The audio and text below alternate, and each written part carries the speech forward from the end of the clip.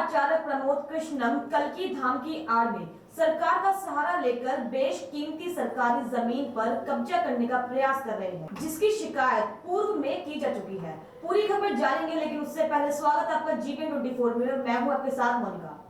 शासनिक अधिकारी मौन है, जो कि चिंता का विषय है। उत्तर प्रदेश सरकार एक तरफ सरकारी भूमि पर हुए अवैध कब्जों पर बुलडोजर चला रही है, दूसरी तरफ सरकारी भूमि पर कब्जे के प्रयास पर मौन है। प्रमोद कृष्ण मेरे द्वारा सरकारी भूमि पर अवैध कब्जे के प्रयास का विरोध किए जाने से क्षुब्ध है।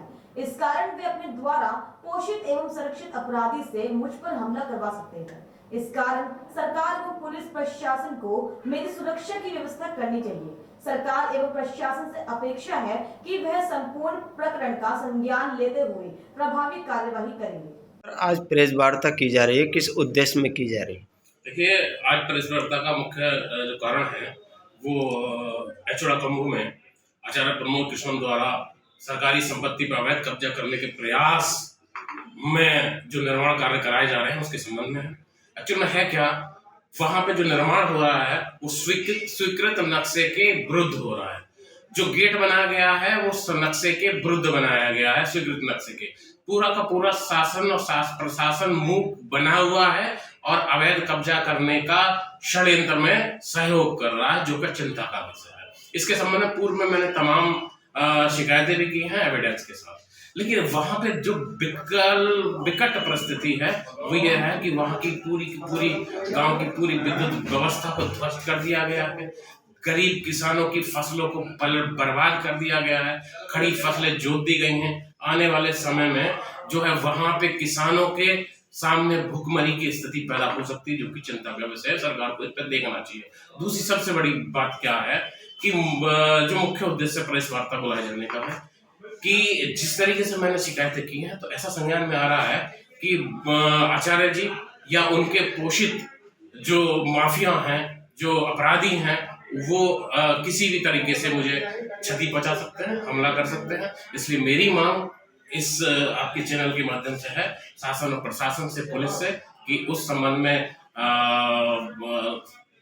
उस चीज को दृष्टिगत रखते हुए मेरी सुरक्षा की व्यवस्था कराई जाए और जो भी मेरी कार्रवाइयां हैं उन पे अमल किया जाए और सरकारी संपत्ति की सुरक्षा की जाए और ये देखा जाए किसी भी स्थिति में जो निर्माण है वो स्वीकृत नक्शे के विरुद्ध ना हो।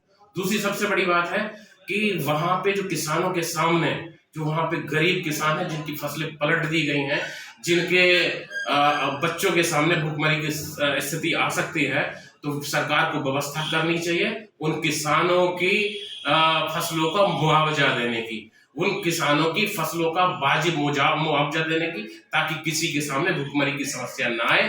और वो चूंकि एक व्यक्तिगत प्रोग्राम है, सरकारी प्रोग्राम नहीं है, तो व्यवस्था कहां से होगी इस सरकार को देखना है और आगे से देखना है कि इस प्रोग्राम को जो आचार्य जी करा रहे हैं, अगर वो स्वागत योग्य है।